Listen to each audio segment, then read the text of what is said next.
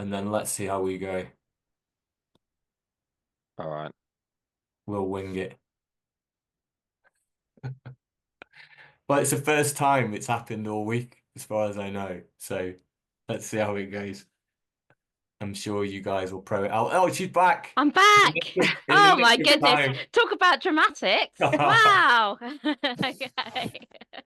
Hi everyone. Sorry, just before we admitted everyone, Layla had a Wi-Fi problem and disappeared. So we were just quickly working out who was gonna take over in case she didn't reappear. But thankfully she is back. Um, so Ah, um, thank you everybody for joining us today. Sorry we were a minute letting you in. That was the reason. Um, Welcome to what is the penultimate session of Local Gov Drupal Week 2024. Thanks for joining us. This session's entitled Designing a User-Centric Local Gov Drupal Website for Woking Council, and we're joined by Layla's going to run the session alongside Gemma from InViews as well, and Adam from Woking Council. And there's another colleague from Woking Council, and he's disappeared from my screen, so I'm sorry that I've not mentioned you as well. Yeah, guys. Um, I'm Andrew. Hello, Andrew. Sorry, Andrew. Um, we'd like to take this opportunity to also thank our event sponsor, Agile Collective. Agile Collective are a worker-owned agency that designs, builds, and supports websites for purpose-driven organizations, including councils. They've been a leading technical partner of Local Gov Drupal since 2020, and they currently hold the developer contract for the project. So thanks to them. Um, Thanks also to all our council and supplier subscribers and our supporting sponsors who've contributed so much to the project. Events like Local Gov Drupal Week would not be possible without you all. So thanks so much. A little bit of Zoom help. You can decide how you want to view the meeting by clicking View in the top right of your screen. You can play around with how everyone looks and how the presentations looks there. If you could mute your mic if you're not talking, that would be a bonus. We are recording the session and it will appear on YouTube hopefully next week. Aaron thinks he can get them all out next week. We'll see. We'll see. Hopefully. Please add any questions in the chat. And then we'll go through questions at the end. I think Lena disappeared and came back again. yes, I think Adam's got a copy of the presentation. So yeah, if we do lose you, Layla, what we'll do is we'll go over to Adam. Adam can put the presentation up. He can go through it, and then you don't have to put it. If you drop out again, you don't have to keep putting it back up. Is that all right? it is. Apologies, I've got no idea why. Exactly this moment in time, my Wi-Fi has decided it's not happy, but it has. So there we are. So apologies all. Can everyone see my screen okay? Yeah. Yeah? Yeah. Lovely. In which case, let's get started. So, good afternoon, everyone, and welcome to our session for LGD Week. For those of you who don't know me, my name is Layla, and I'm the Customer Experience Director for InViews. And I am joined today by, let me click my slide deck on, Adam, who is the Head of Transformation, Digital and Customer Services at Woking, Andy, who's the Digital Experience Manager at Woking, and Gemma, who is our Digital Transformation Lead at InViews. So our session today is about designing a user-centered website for Woking Council, which encompasses and supports self-service. Today, what we're going to be taking you through is a little bit about that background of that project, the discovery, and next steps. So without further ado, I'm going to hand over to Adam to talk through the background of this project. Thanks, Layla, and hi everyone. I hope the audio is okay. Just thought I'd start by saying where Woking is. It's in Surrey, in sort of southeast London, southeast England. I'm in southeast London, and has grown rapidly in the last couple of decades. It's a good chunk commuter town, but it's also got headquarters of quite large organisations, and it has its own quite proud history. It's sort of relevant because some of the decisions that previous administration Woking took relate to the fact that is, compared to many towns, in quite a privileged position geographically, and historically, and therefore a place where there's potential for high growth. Next slide, please. However, big bets were made over the last 10 years around development and investment, and has left Woking with at least a £1.2 billion debt. Now, given it's 100,000 population, it's a debt that a council this size will struggle to ever repay. These sort of, if you walk into the Woking Town Centre now, you'll see quite a lot of towers, which is slightly unusual for a small town, and then more to come. But what also happened was, because it's so small, the council spent a lot of time on economic development and being a bank and a developer, and very little time working on the infrastructure and service delivery of Woking Borough Council as a place where services are delivered. So Andy, who's been here much, much longer than me, was just doing sort of part-time work on the website, managing what he could, surrounded by areas around poor governance, often poor technology, poor ways of working, to the point where the IT team, as it was actually wiring private companies with broadband and phones rather than focusing on service delivery. So this is really important, because the context of us going with Drupal is the fact that we were in a really quite bad place, and the organization is quite a challenging place to work in. But this project really gives the entire organization hope, because it's focusing on service delivery, it's focusing on core improvements, it's doing with you guys as part of a wider collective, not in isolation. And it's telling staff and residents that actually, if you invest in this area, then you can see rapid change, which already are. And so we're really proud of this work. And a key message, I think, for today from me is, even if you're in the ship, and we are, you can still do great work with few people and some good partners. Next slide, please. So we've had quite a lot of challenges as a team setting up in the digital space. We've had to recalibrate structure as well as culture and technology. And Andy, in a minute, will talk about why Drupal. But what we're doing in the background is building that capability and capacity as well. Small, but perfectly formed. And it's something I'm happy to take questions on later. Just this week, we had an external auditor report on the state of Woking's finances. And again, it's a useful background to have. Next slide, please. So our goal is, in a nutshell, services, not websites, but more fundamentally around getting good resident experience, which is poor. So we've got paper forms, we've got cultural issues about the way we speak with residents sometimes, all of that together. Digital principles. One of the first things we did a couple of years ago was sign up to the local digital declaration and try and embody that. And then support with better tools and technology for our staff. Most of our, up until recently, most of our applications were on-prem and just behind the curve generally. So lots of investment in the background too. Next slide. And I hand over to Andy now to talk. So now you know where we are. Why LocalGov Drupal? Yeah, thanks, Adam. And yeah, it's good to be part of this session today, and hopefully what I'll cover is helpful to all of you.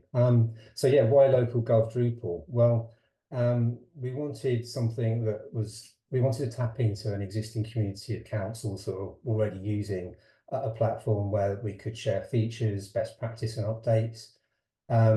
We're not experts on everything on our own, but I think together as a community, we can come together and we can share that expertise. So that was really important, that we had that community, and LGD seems to tick that box.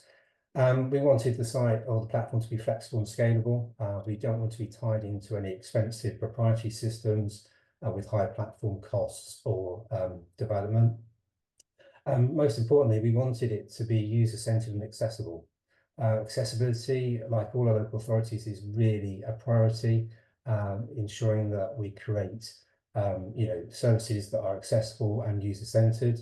And so that was really important, that having this platform provides that. And finally, we're already a Drupal 7 site, so we already have some in-house skills and in Drupal already. So the move to LGD and Drupal 10 was not so scary.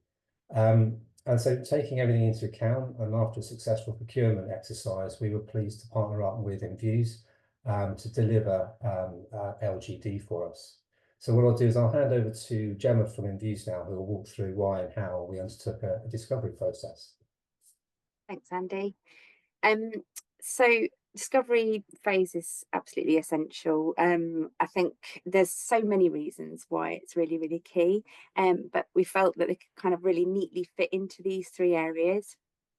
So it gives you the time before the project to strategically align, gaining that kind of buy-in and the backing from the top, backing from the chief exec down, setting your priorities. So in Woking's case, there's quite a lot of additional kind of papers, report, legislation that we kind of had to align with to start with.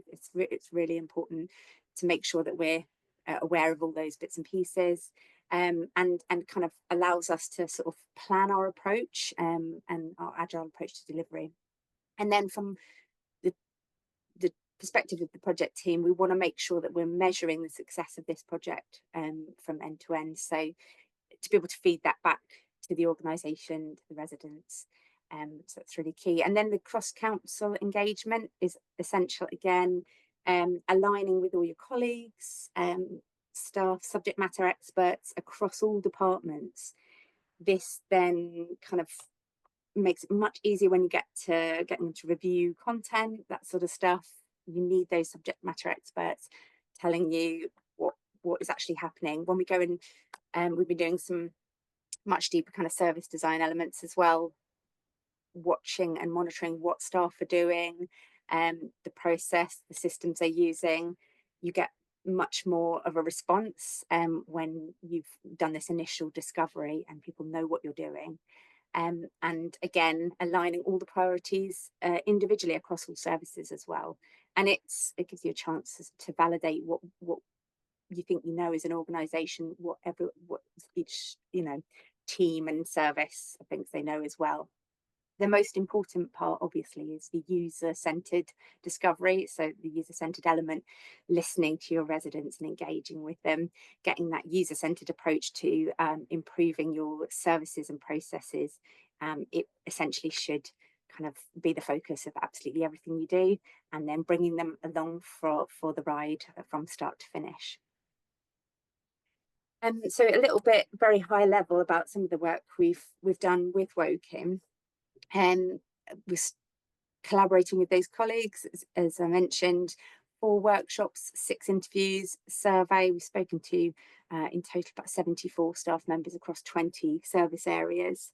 And I talked about kind of informing that approach as well. So it can kind of help you put it into almost phases of things you want to tackle essentially. Phase 1 here, these are the absolutely key bits that are the foundation of what we're thinking about.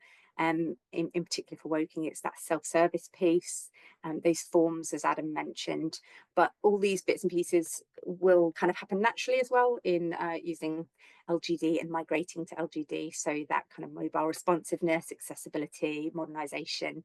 And then as you go into phase 2 and 3, it's those larger pieces that maybe come a little bit further down the line. There are some quite big pieces around communication internally and externally, what those residents are hearing from Woking if they submit an application form, or those types of things that are much larger, the governance and maintenance for that ongoing work as well. Contact Us was a huge one for Woking. So, and we see this quite regularly in a number of organisations we work with. Quite often not working seamlessly. In Woking's case, they had about 19 Contact Us pages on the existing site. So it's going in and thinking about how we can improve that process for residents. And then some tools, planning, absolutely want this GIS, interactive mapping, consultation tools that work effectively as well for residents, and those resident and tenant portals in housing as well. Andy, I don't know if you have anything to add here. I know you've done some groundwork in terms of talking to stakeholders, which was really helpful for us, but thinking about some of these pieces as well. Yeah, thanks, Gemma. I think it's fair to say that the whole project has kick-started a real interest across the council, as Enviews have started engaging with different teams and subject matter experts. We're finding actually people are coming to us with more requests. Can we do this? Can we make a late form here? How can we improve? So it's really good and positive to see that engagement coming back from the different areas of the council. As Gemma said, we've already got a team working together, looking at these outputs, how we can identify some quick wins, where we can develop further, and we're developing a roadmap as we've got it here on these phases, really, where what we can do now, where we need some additional support, and where we need to engage maybe with third-party suppliers, maybe in the purchase of APIs or whatever, to really get those end-to-end user journeys working seamlessly. And really, it's just about understanding and putting the resident first in everything we do, making sure that user journey works for the resident. Leads us nicely on to the next piece, which was the resident engagement that we did as well, 4 workshops. So we actually went out to planning focus groups, housing focus groups in Woking, in person, spoke to people with real life issues, and it's really, really key to feed that back to the organisation as well. 1 interview, 1 survey. In total, we spoke to about 159 residents and community members. The uptake for residents wanting to get involved in any of the research we did was absolutely amazing to me. We don't always get that, and so, in fact, sometimes it's quite a hard task, kind of trying to get residents interested. It was so easy in Woking, and they're so engaged, and they really, really want to be involved in every step of this process. And I think, especially kind of coming out of that sort of pit, that negative kind of space, and really rising up with the organisation. So I think that's really key. We fed that back and talked to you guys quite a lot about that. But general themes sort of really match very closely what we found with stakeholders, which is great. A lot of those will be improved as you migrate over to LGD. Critical themes. So again, it does coincide with what the stakeholders are telling us as well. And it's kind of much more important coming from a resident perspective. This self-service, or the lack of self-service, users are finding they can't, complete simple forms or go through these tasks essentially. And that communication, I think there's a feeling that they're struggling to kind of hear back from the council when they've submitted a form, as I've mentioned. So those are the critical themes we need to address. And then unique themes. So I know Adam and Andy, you kind of asked what's particular to Woking. And I think this is really, really important to mention, because although there are bits you can pull across from, other councils we've worked with and other organisations that are similar, you do need to speak to your own residents and your own users, because there are these unique themes that will apply only to you, or, not saying these are just Woking orientated themes, but they don't apply to all of the organisations, all of the local authorities we've worked with. So it's really key to pull those bits and pieces out. Again, residents wanting that transparency, wanting to hear the good news coming out of the bankruptcy, and they do want non-digital options as well, that kind of accessibility and inclusivity. So you want to improve your self-service, but you also want to keep other options for residents. And then just an overview of some of the insights. On average, users took more than 6 clicks to complete a task. There were no less than 6 clicks, and there were some that took quite a bit more, which is quite astounding. Only 69% of tasks were successfully completed, and these were very, very basic key user journeys. So it's quite a worrying result. 33% of residents couldn't report a leaking kitchen tap, which is, again, a really quite basic task in the housing area. 47% of residents couldn't find out how to comment on a neighbour's planned extension. And then that's almost half residents, which is worrying. And then 40% couldn't find their council tax band. And those that did, it took them over 1.5 minutes. And then finally, we'd use everything we've gathered in the discovery phase to inform the improvements we make. So it highlights where different tools and functionality can help. links that are not clear and informative. We can see visually users struggling to understand what that might take them to. They don't understand the terminology, keywords and terminology that doesn't make sense and that needs improving. So I think on the current site there are council houses, or the council house register gets referred to as social housing, council housing, housing register, so many different terms which need to be kind of made consistent. And then again, that consistent language throughout your journey. So from end to end, whether you go from your front facing page to your form, it all needs to kind of feel succinct and linked up. And Andy, I know you're looking into tools and functionality already to make these improvements. Yeah, that's right. Yeah. Okay, I think this leads on to me building a partnership for success. So yeah, I just want to say working within Views has been really collaborative. It's been a really good to work with them. Communication is open and honest, and we can have if any issues or questions we may have are answered and resolved quickly. And it's very much agile in its approach. We have a shared team site where we share updates, research, discovery outputs across the team, both on the Views on our side. That's really helpful. And we have a shared vision and genuine interest in the success of this project. InViews is a local company to Woking. They're based in Woking, and they obviously have staff living in the borough, so they are invested in making this a success as well. So it's great that we can pull our expertise and resources together and get that commitment to success. Next slide. This is me again. I'm back. So this project isn't just about creating a shiny new website. It really is so important that we're looking at that end-to-end processes, those journeys, and making sure that residents are able to self-serve at the end of this and creating user experiences that people want to use. People want to go onto that website and complete a form or apply for something.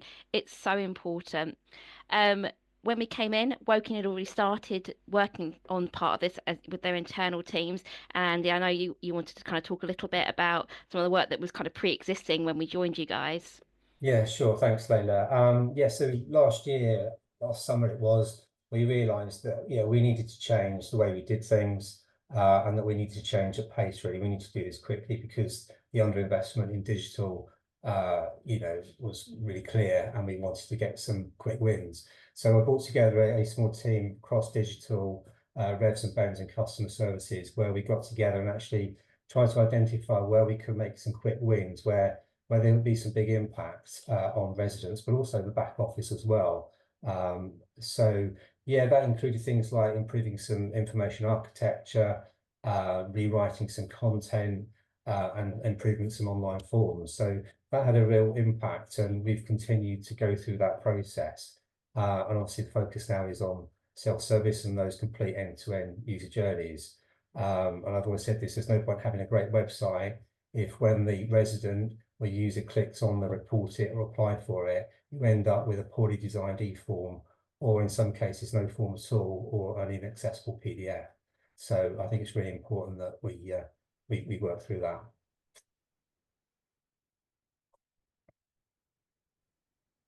Oh, has Layla gone?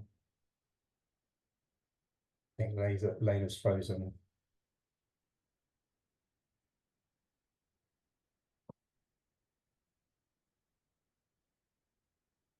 Rescue. Oh. Okay, hello. I'll share. I'll keep us going. Can people see what I've just shared? Yeah. Lovely. Okay. Gonna apologize. Background. Right. Self-served and that. So over to this one. Andy. Right. Okay. Where are we? Take this one if you want, Andy. Yes, if you could, that'd be great. Yes. So some of our team have been doing work around some of those user journeys, talking from kind of end to end of the process, but looking mainly at the website and the different ways you can get to certain application forms. And we pulled those key journeys out using data and the research we talked about. So this is just a visual, a pretty messy visual of what's happening currently. There's reports of users just going round and round in circles, which is pretty understandable when you look at that.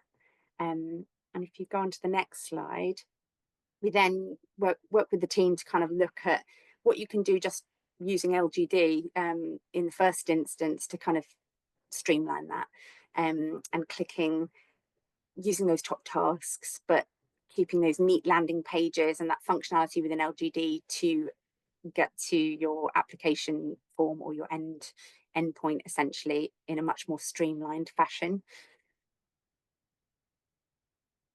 I'm back now. Should I try? Oh. I'm so She's back. sorry. Honestly, The only bit you've got to do. the only bit of the presentation that was me, and I conveniently drop off, right? Yeah. Apologies, everyone. At some point, he's going to get a very cross phone call from me today. But what's next? I will let you carry on. So, we're partnering with Big Blue Door in this project. They're our development partners in LGD. So we've been working really closely with them throughout our discovery to turn these research and insights into really clear specifications and designs. As was reflected in Gemma's slides, we have been testing and speaking to residents throughout this phase. So once that discovery phase kind of came to a close, we actually took the prototypes of the designs out for testing. We set up in Woking Library for about 6 hours in the end, and tested directly with residents as well. Development has started, which is always super exciting, and the guys at BBD are working away at that every week at the moment. And then throughout this process, we'll be doing testing, research, and engagement throughout. And we've just got a little kind of sneak preview for you guys of like the journey so far. So Andy, I don't know if you want to chat a little bit about the designs here. As you can see here, we like red in our website design. Done since the early days of having a website. I think it's fair to say that the fundamental approach to the design of the site really hadn't changed that much over the years. So it's really exciting to see what could be done on LGD and how we could redesign the website to make it more user-centered, more accessible, and just to give it a fresh look. So yeah, do you want to reveal, Layla, what the proposed site would look like? I believe, and yeah, big reveal for me. Yeah. So less red, I think, is the first thing. There was some feedback early on that the red felt quite angry and aggressive. So we've gone with this kind of much more friendly teal for colour. For anyone who knows me, I'm known for saying when people say, what kind of colours should we have for a website? I always go, I like blue. And I'm glad to see that's kind of followed through here, but we still have that unique feeling of Woking in there as well. So you've also got the logo, the red reflected in that menu button there at the top, and bring in some of the imagery. This image may not be the final one, but it kind of gives you a bit of a flavour of where this site is going. And I know the guys from BBD are on the call, or some of them are on the call today as well. So if there are specific questions about the design, they can take those for us as well. We're really pleased with the design, how it's shaping up. It's looking really good. So yeah, thanks everyone at BBD for the designs. It's really good. And if anyone's wondering what the hell that is, H.G. Wells's War of the Worlds was based in Woking, would you believe? So you've got a Martian, well, you've got sort of there's an alien sculpture. I think we'll change it. Yeah. But that's what that is. I quite like it, but I don't know if it's going to really land. So yeah, as we know, when we're probably talking to members or senior people, it's like, oh, they spend a long time on the pictures, and obviously that's the least important thing. But yeah, that's what that is. The alpha testing was pretty 50-50 on that image as well, which doesn't help us really. Some residents loved it and felt it was like modern and forward facing, and others were like, oh no, that's ugly. Show the pretty stuff. So yeah, always fun. But yeah, we'll carry on iterating that through as well. So key takeaways. So what can you take out of this session? So I think we're going to take one of these each. So for me, it's to stop thinking about a website in isolation. And I think this is something I've spoken about at these talks, at DigiLeaders, all that sort of thing a few times. All too often, we think about creating a new shiny website, but what we don't think about is the things that it's joining up to, those end-to-end services. You know, it's great if a resident can get to the information or form really quickly, but if when they submit that form, it goes into a big black hole and they never hear anything again, no acknowledgement, it doesn't create that good user experience. So you really have to think about that whole journey and that whole piece of everything coming together. Andy? Yeah, the next one's mine. Yes, a big change is achievable with small teams and limited resources. So I think if you get the right people in the room, and you explain what you want to achieve, and you take small steps and identify things that have the biggest impact, then you not only you can start to achieve some really good things. It helps the residents, but also it helps staff. It helps the back office as well, because they work better as well. So yeah, that's what I would say, is don't, just because you're a small team or limited resources, it shouldn't stop you actually trying to do things. And from me, just not assuming that you know your users' needs, because until you've spoken to them, you don't. You can use kind of data as a jumping off point, looking at your analytics, that sort of thing, but you do really need to kind of engage with your residents, and don't stop at the discovery phase. Keep that going, as Layla mentioned. Keep iterating and going by what your users are telling you.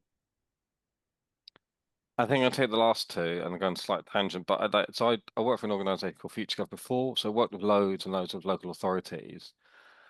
I think a big frustration for us, and for I guess a lot of people on this call, was, so we've got like 350 councils doing 350 things almost in exactly the same way. Why can't local government align a bit better? And there've been loads and loads of attempts, both structurally, top down, more around digital. So you've got local digital and MHCLG, oh, what it's called now. Obviously Lottie, GDS itself.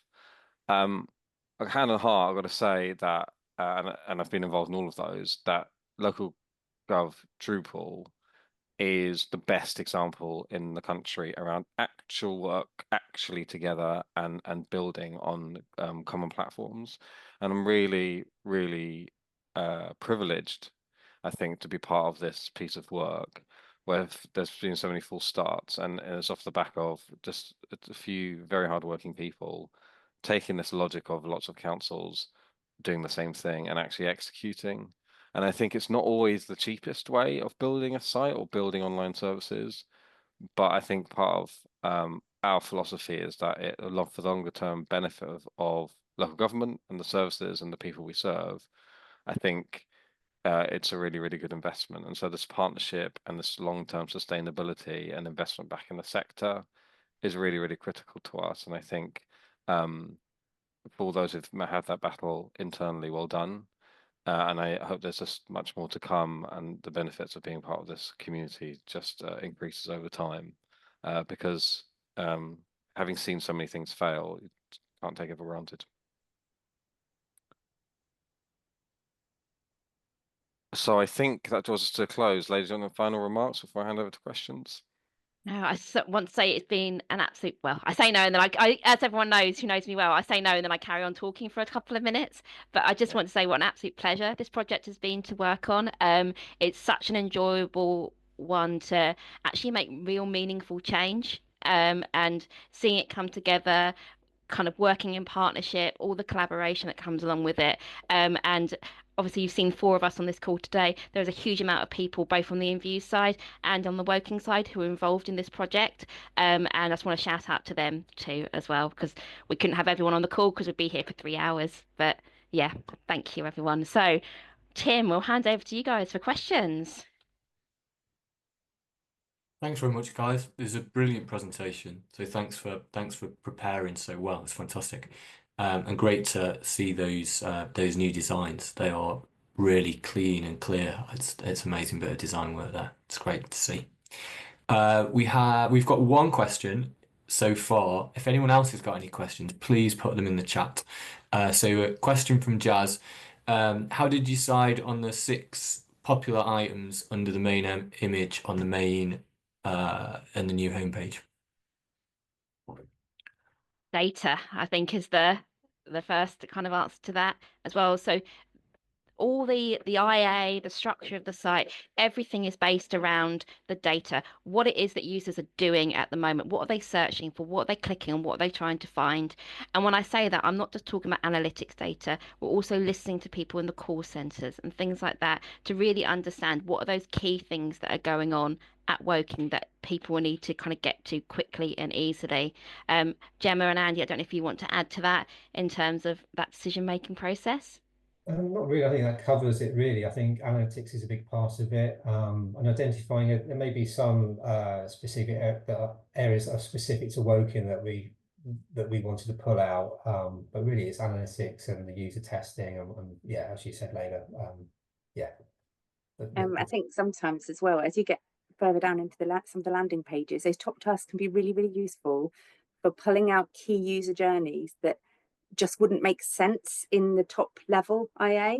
So, you know, finding your tip, that sort of thing, they can be really beneficial for that. But again, still informed by data.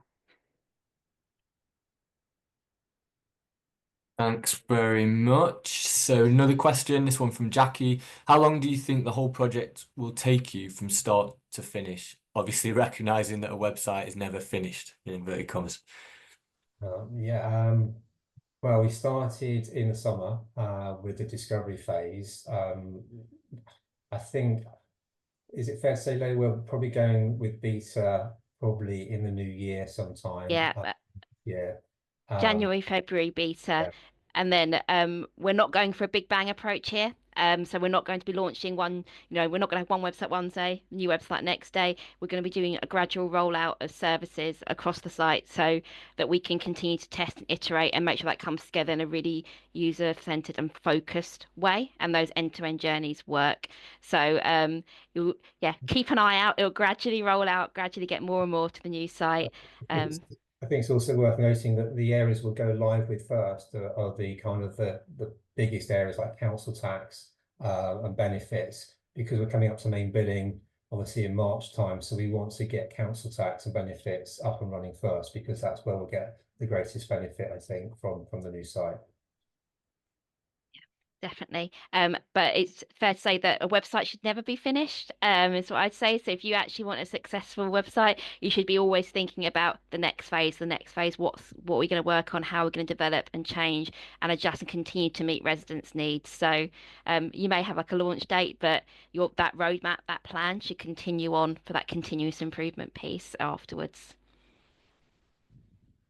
And just on that, I think one of the challenges behind the scenes, two challenges behind the scenes. One, we're just working on integrations with our suppliers, as I'm sure you all are too, to really live services, not websites, because the easiest things to launch the site.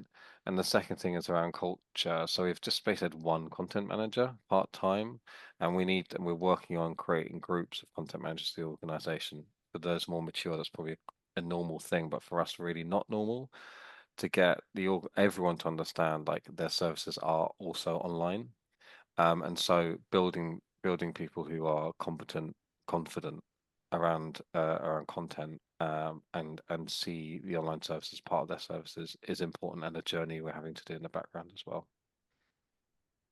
That's never finished. Thanks, Adam. Question from Jordan at Newcastle Council. What was your secret to get service areas in the room to look at their old content and get it fit for purpose? Or was it already pretty good? I'll take this one. I don't think there's a real secret as such. I think it's about communication and communicating with your service areas and what you're trying to achieve and do and what the benefits are.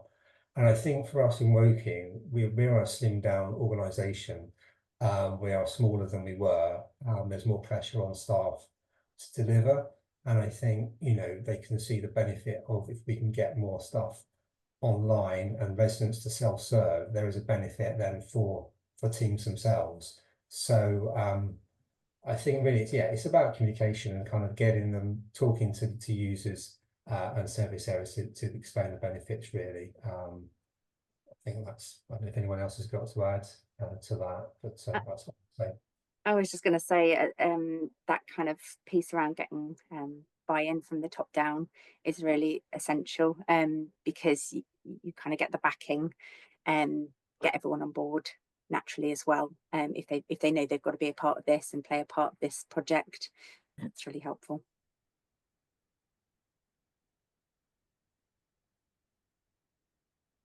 Do we have any other questions?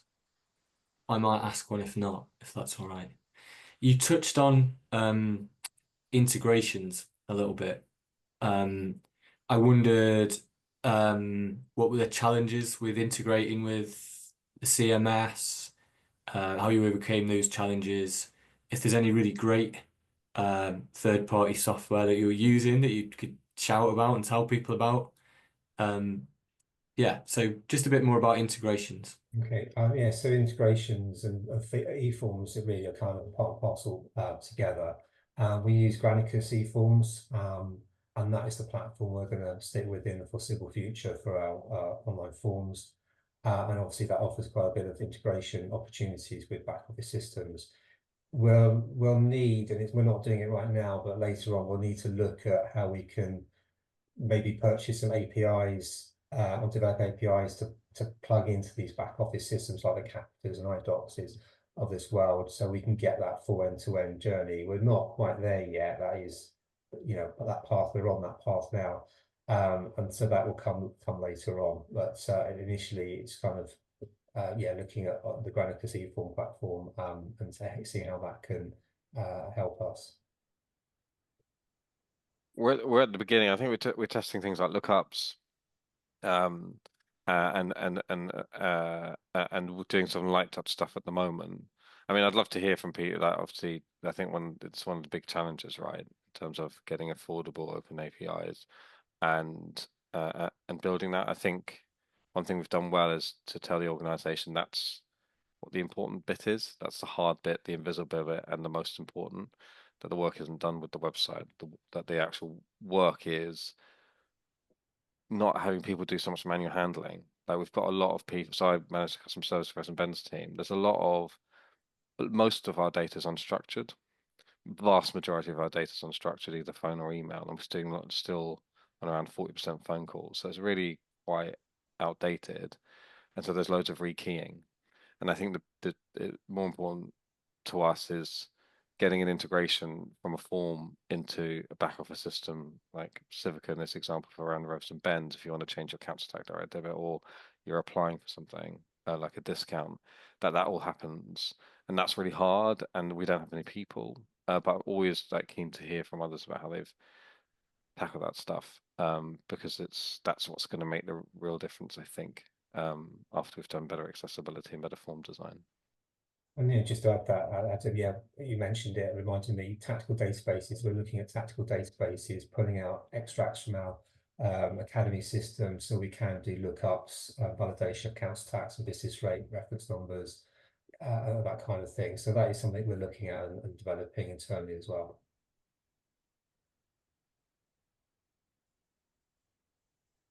You're on mute, Tim. Sorry, that's great. Thanks very much for your answers, guys. We've got, I think, one last question from Jess. I think we've just about got time. From looking at your current website, I see lots of integration with other local councils. Do you see any challenges with that as you continue on your journey? So in Surrey, we're a two-tier county. So Surrey got all the the education and everything else. We're one of 12 authorities in Surrey. So in the past, we've had a working group across Surrey of the different web managers where we've discussed where we could work together. There's no real integration as such I'm aware of. We obviously link off to other authorities where we need to, mainly Surrey, because Surrey do a lot of the stuff for us.